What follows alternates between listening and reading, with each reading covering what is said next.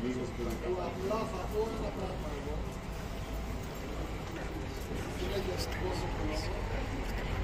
Είναι η τελευταία μας ευκαιρία.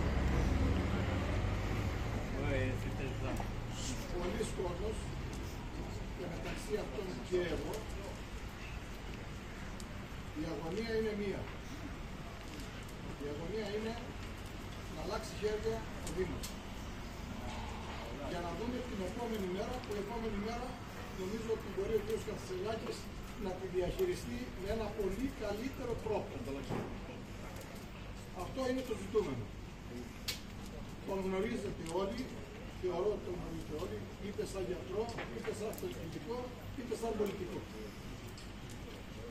Θεωρούμε λοιπόν ότι μπορεί να προσφέρει και γι' αυτό είμαστε όλοι δίπλα του. Τον στηρίζουμε, τον ευχαριστούμε που πήρε αυτή την ευθύνη και ευχόμαστε καλή επιτυχία και σας δίνω το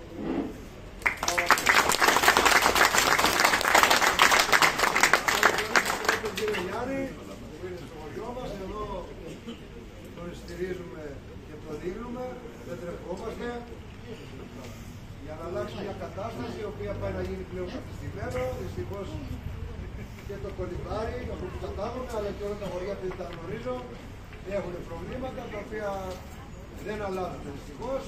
Όλο υποσχέσεις, όλο έργα, μεγάλα έργα, λόγια. Φορτάσαμε, γι' αυτό το λόγο και εγώ μαζί με το κατεβαίνω στο πλευρό του κ. Γιάννη για μια καλύτερη διαχείριση στο Δήμο Πλατανιά, γενικά και στα χωριά μας. Εγώ ασχολούμαι με τον πρωτογενή τομέα και ξέρω τα προβλήματα που αντιμετωπίζουν όλοι οι αγρότες από το πρώτο χέρι. Δεν μπορούμε να πάμε στην περιουσία μας, δεν μπορούμε να αποκτήσουμε την περιουσία μας. Βασικά πράγματα και βασικά αγαθά λείπουν στον τόπο.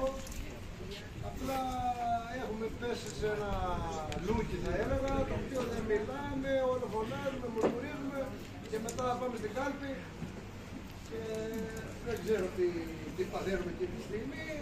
Μπήκαμε νέα παιδιά μπροστά, βάλαμε τον πέπι μας που θα πω και χωριάτικα για να αλλάξουμε μια κατάσταση. Η κατάσταση αυτά πρέπει να αλλάξει, αλλιώς δεν βλέπουμε προκοπή, απλά είναι τα πράγματα.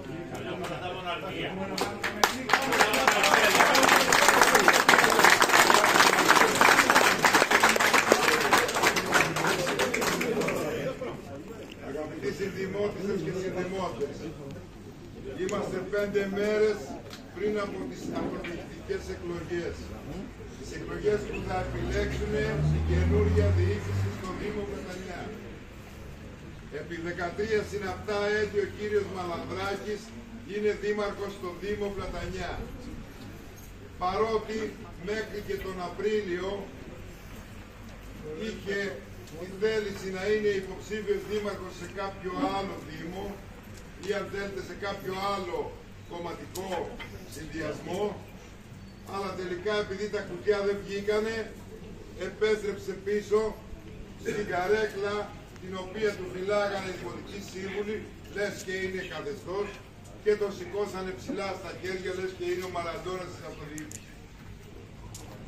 13 χρόνια που εσείς γνωρίζετε, γιατί ζείτε, εργάζεστε στην ευρύτερη περιοχή, τι έχει γίνει και αν έχει γίνει κάτι.